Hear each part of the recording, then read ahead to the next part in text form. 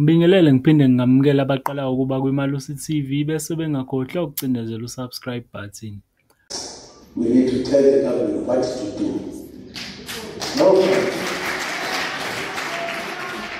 No country must be allowed to sell the companies of the country without consulting us.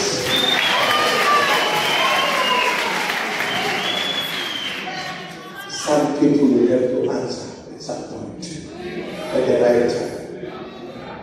So I will plead with you, my pleasure, to help pray for this country, so that even the elections that are coming are going to be peaceful and there's going to be a change in the country.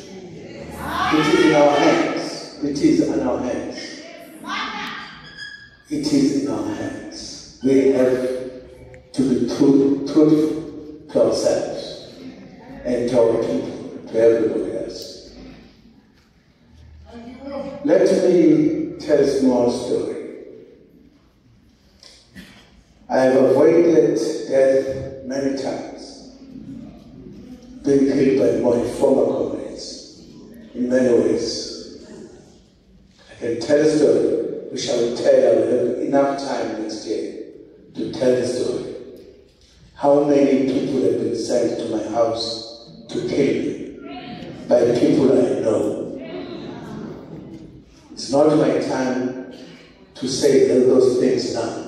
But I want to tell you, among the reasons why I've taken this decision was I realized this is not the country I fought for. I need to see a South Africa that our ancestors envisaged, to say this country will be free. There is more poverty. There is more problems. There is more criminality. All you heard are just stories about how much this time things have been. There is no solution. Why are we not stopping criminality in our country? We pay tax for those who must do the job. And they must do the job. But we are going to talk as we go. Iphumuza nje umphefumulo wami futhi ungathi ungafunda kakhulu. Ngiyabonga. Thank you very much.